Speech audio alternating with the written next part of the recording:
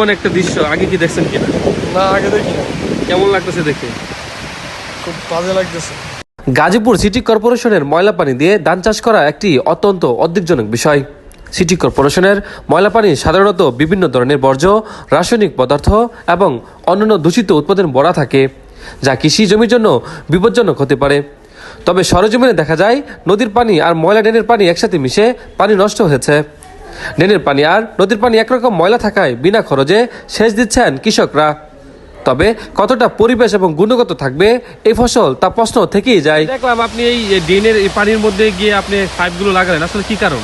এটা আমরা যে চাষাবাদ করি, বড় ক্ষেত করি, হ্যাঁ, ওই চাষের লিগে মানে পানি আমরা ওই তেল, এমনি তো মেশিনটা পানি দিলে তেল লাগে, খরচ লাগে অনেক। এটা আমরা পদ্ধতি করে রয়েছি, মানে তেল লাগে না। তেল লাগে না? তেল লাগে না। এই পানি যে স্পিডটা আছে সেই স্পিডে পানি চলে সেই যাচ্ছে। স্পিডে মানে আমার খেতে চলে যায়। তাহলে এই নদী থাকতে আপনারা আসলে এই পানি ব্যবহার করছেন? নদীতে এখন বর্তমানেই নেই, আগে ওই মেশিন ছিল, এখন মানে মেশিনের গেছে। তাহলে এখানে ওই মেশিনের পর্যাপ্ত ব্যবস্থা হয় না? অঞ্চলের লোকের এই ক্ষেত খোলা, হ্যাঁ, মানে ওই যে নাম অঞ্চলের বিদেশি লোক সংখ্যা আমাদের দেশে থাকে অনেক, হ্যাঁ, ওরা লগে পাশে মানে বাগি বর্গা কইরা মানে এই জায়গাটা আপনার এই তেল লাগতেছে না, মেশিন লাগতেছে না, খরচ নাই, কেমন লাগতেছে আপনার অনুভূতি? মানে ভালো, খরচ ছাড়া? খরচ ওইতে আছে, মানে আমাকে মেশিন ভাড়া 200 টাকা করে মেশিন ভাড়া লাগে ঘন্টায়। ঘন্টায়? ঘন্টায় 200 টাকা, ওই 4 দিন 5 দিন পর পর, হ্যাঁ, এক পাহির মধ্যে, হ্যাঁ, 400-500 টাকা লাগে, মানে টাকাটা বাঁচতে আছে। এই যে আচ্ছা পানিটা দেখলাম ময়লা, সেই পানিতে কি ধান কোনো সমস্যা হয় কিনা? আর সমস্যা একটু হয়, এই ময়লা পানিটা দিলে একটু চিটা কাটে বেশি। ও চিটা কাটে, কিন্তু ধান হয়? ধান হয়, চিটা কাটে, এতে একটু লাভবান হচ্ছে, আর কিছু না? আর কিছু।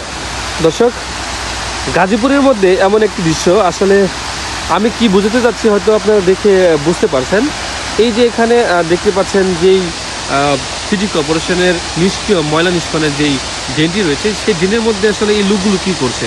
দর্শক, আমি বিস্তারিত বলতে চাই যে এখানে দেখতে পাচ্ছেন যে পানিগুলো আসতেছে, সেই পানিগুলো আসলে বিনা খরচে এই যে আশপাশে যত ধান ক্ষেতগুলো দেখতে পাচ্ছেন, সেই ধান ক্ষেতে কিন্তু এই পানি ব্যবহার করছে। আসলে এই যে এটা যদিও বাঙ্গাবির নদী এলাকা, কিন্তু এই তুরাগ নদীর মধ্যে থেকে পানি না নিয়ে তারা কেন এই ড্রেন থেকে ময়লা পানি নিচ্ছে, এর কারণে কিন্তু রয়েছে। আমি যদি বলতে চাই বা দেখাতে চাই, দেখতে পাচ্ছেন এই যে ওনারা এই ড্রেন থেকে সরাসরি যে পানির স্পিডটা আসতেছে, সেই পানির স্পিডের মধ্যে যে পাইপ রয়েছে সেই পাইপটা কিন্তু তারা অ্যাডজাস্ট করে দিয়েছে। আর অ্যাডজাস্টের ফলে কিন্তু সেই পানিগুলো সরাসরি এই পাইপ দিয়ে আসলে যেই সেলো মেশিনে যে চাপ থাকে, সেই চাপের মতো করে এই আশপাশে যত আপনার এলাকাগুলো দেখতে পাচ্ছেন ফসল করার জন্য তৈরি হচ্ছে, সেই ধান ক্ষেতগুলো চলে যাচ্ছে সরাসরি পানি। ভাই, এই যে এমন একটা দৃশ্য আগে কি দেখছেন কিনা? না, আগে দেখি না। কেমন লাগতেছে দেখে? খুব বাজে লাগতেছে। কেন? পরিবেশ নষ্ট, পানি খুব ময়লা, ফ্যাক্টরি ইন্ডাস্ট্রিয়াল,